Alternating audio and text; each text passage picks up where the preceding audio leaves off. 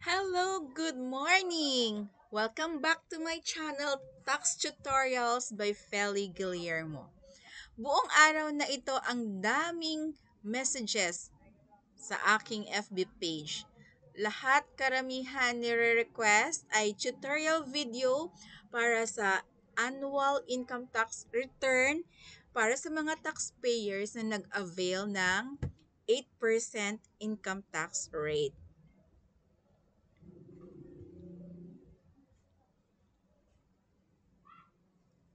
Okay. So, eto na po ang inyong request. Meron na ako ditong naka-ready na pang tutorial na format ng gross receipts for the year ended December 31, 2023. Itong ah, gross receipts ay requirement po ito sa renewal ng business permit sa munisipyo or sa city hall. Kaya naka-ready na ako nito dahil meron akong ina-assist na taxpayer para sa kanyang business permit. So, based sa ating taxpayer, ito ang kanyang gross sales sa taong 2023. Sa first quarter, wala siyang benta. Second quarter, 146,567. Third quarter, 40,444. Fourth quarter ay 90,580. Ang taxpayer ni ito ay nag-avail ng 8% income tax rate. So, i-review natin yung filing natin ng 1701Q or quarterly income tax return. So, sa first quarter, dahil nag-register siya nito ay March 2023, so sa first month ng kanyang registration, wala pang benta yung kanyang shop. So, nag-declare lang muna siya ng no transactions. So, zero sales muna ang kanyang filing. Sa second quarter naman, meron na siyang sales na 146,567. Nasaan ba nanggaling itong amount na 146,567? Ito po ay summary na ng kanyang cash receipt journal. Yung kanyang mga resibo, everyday, nire-record niya sa kanyang cash receipt journal. So, sa buong buwan, naka-accumulate siya ng 146,567. Ang ating allowable deduction ay equal lang sa amount ng sales dahil below naman siya sa ating maximum allowable deduction na 250,000. Okay? Kung more than 250,000, 250,000 ang ilalagay natin dyan sa allowable deduction. So, sa second quarter ng 1701Q, mag-file lang ng gross receipts na 146,567 pero walang tax due dahil pasok pa siya sa exemption na 250,000. Diba? Kaya hindi ka dapat matakot na nagpa-register ka sa BIR ay may babayaran kang taxes. Dahil para sa mga self-employed individual, meron tayong 250,000 na exemption kapag nag-avail tayo ng 8% income tax rate. Available lamang siya sa mga taxpayer na ang sales or gross receipts for the year ay hindi lalagpas sa 3 million pesos.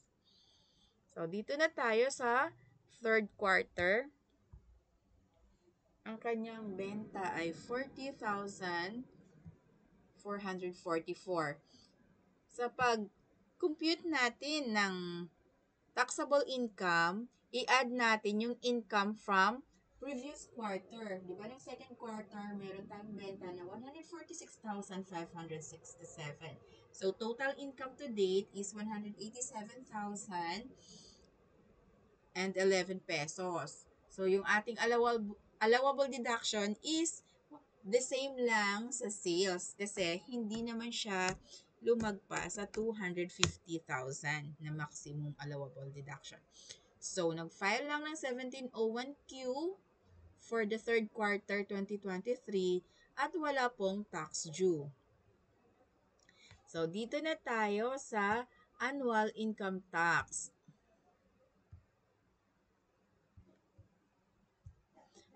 Dahil tayo ay nag-avail ng 8%, ang relevant information na kailangan lang natin ay gross sales. Kung meron man kayong sales returns or discounts, pwede pong i-minus. Pero yung expenses, hindi po binabawas. Kasi ito na yung nagre-represent sa iyong expenses, ang 250,000 na ibinigay ng batas na exemption. So, yan na yung pinaka-cost mo, pinaka-expenses mo. Standard na siya. Maximum 250,000. Or if lower than 250,000, equal lang dun sa sales mo. So, meron kang net taxable income na 27,591 pesos. Yung net taxable income, dyan natin imumultiply ang 8% income tax rate. So, ang tax due ay nasa 2,207 pesos. Ito ay, ang deadline ng pagbabayad nito ay sa April 15, 2024. So, alam na natin kung magkano ang ating babayaran. Pwede kang mag-fill up nito ng 1701A at i-file at magbayad sa bangko. Pero sa ngayon kasi merong program ang BIR na pwede na tayong mag-file online at mag-pay online. So, punta na tayo dito. Nasa annual na tayo. So, i-assume natin na ang taxpayer natin ay marunong nang mag-download at mag-install ng EBIR form package. So, click natin itong aking BIR forms. Okay. According sa taxpayer, meron naman na siyang EBIR form, tsaka nakapag-file naman siya ng first quarter, second quarter, at third quarter na 1701Q. So, may data na dito sa system. I-encode na lang ang tax identification number.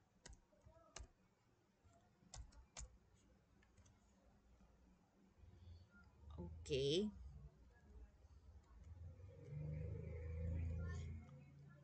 Automatic nang lalabas ang taxpayer details. Sa mga bago pa lang gagamit ng EBIR form, meron po akong tutorial video dyan para kung paano mag-download at mag-install ng EBIR form. Okay. Dito na tayo sa filing ng ating annual income tax return for the year 2023. Ang form na gagamitin natin ay itong 1701A.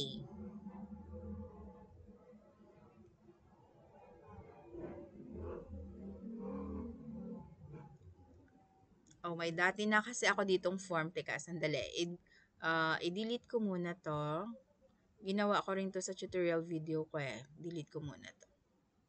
So, eto. Mag-fill up tayo ng para sa aking taxpayer.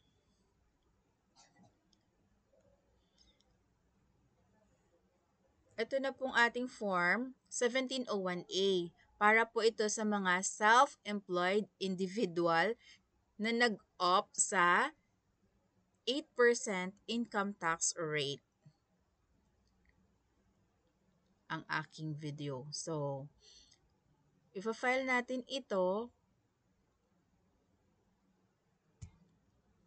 for the year 2023.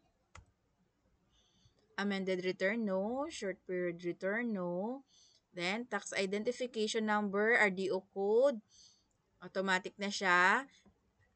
Item number 6, single proprietor kasi engaged in business siya. Meron siyang DTI. Okay. Applicable din itong 1701K sa mga professional, sa mga virtual assistants, mga freelancers.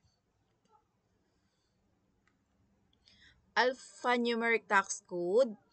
Ang ating alphanumeric tax code ay business income 8% IT rate. Ito yung ginamit niya sa quarterly income tax. So, yan na rin yung gagamitin natin sa uh, annual. Kung anong ginamit sa quarterly, yan din pong gagamitin sa annual. I-encode ang date of birth, citizenship. Hindi siya automatic. Okay. Claiming tax credits, no. Civil status, married. If married spouse has income, no. Okay. Number 19, dahil nag-select tayo ng ATC sa taas na 8%, automatic na siya na yung nag-fill up. Dito na tayo sa total tax payable. Line number 20, tax due. I-click natin itong, okay. Dito tayo sa part 4B for 8% income tax rate. Ayan, no, may note siya. To those sales or receipts and other income that does not exceed 3 million and opted at the initial quarter for this rate.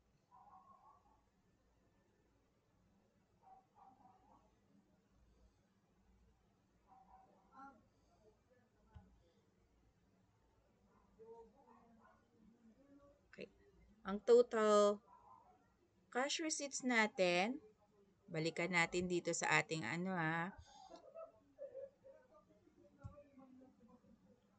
Okay. 277,591. Yan po yung ilagay na figure dito sa line number 47, sales, revenues, receipts, fees. Total na siya for the year 2023. 277,591. Okay. Wala siyang sales returns, allowances, and discounts. So, same lang. Wala din siyang other non-operating income. 0. Nag-auto-compute lang siya. Ang total taxable income natin ay 277,591. Dito sa line number 54, ito na yung pinakahihintay natin. Ang allowable deduction na 250,000 pesos. Then, taxable income is 27,591. Automatic na siyang nag-compute ng line number 56 na tax due. Okay. 8% ng 27,591. So, ang tax due natin ay 2,207. Okay. Balikan natin yung ating computation. Ayan. 2,207 pesos. Nag-round off lang siya kasi walang centavos yung ating annual income tax. Okay. Kung kayo halimbawa ay meron kayong natanggap na BIR Form 2307 sa inyong mula sa inyong clients, dito nyo siya i-fill up sa line number 60. Okay. For example naman sa iba na na meron silang ibinayad for the previous quarters, dito po ilalagay sa line number 58. Okay.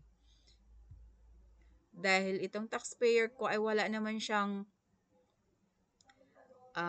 binayaran. So, okay na. Balik tayo sa page number 1.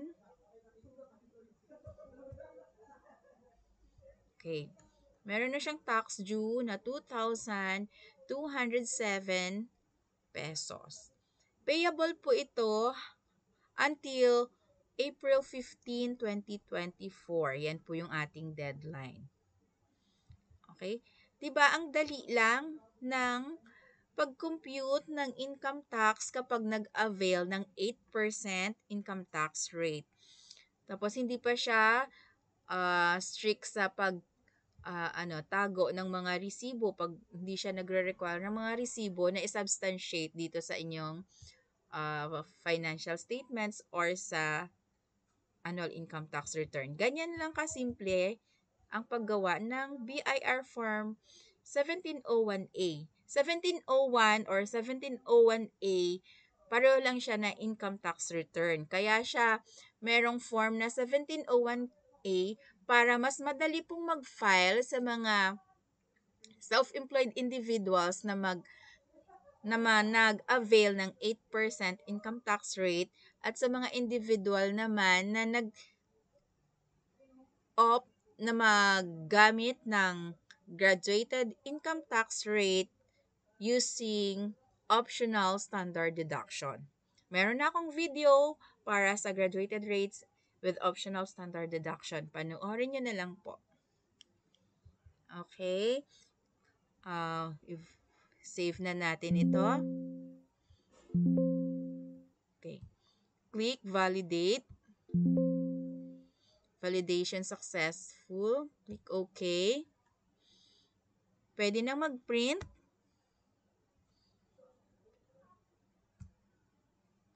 Pag walang printer, pwede mo nang i-save as PDF file. Okay.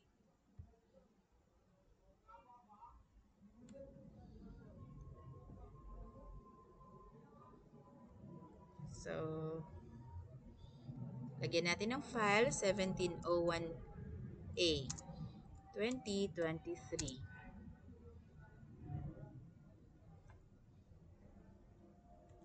Click save.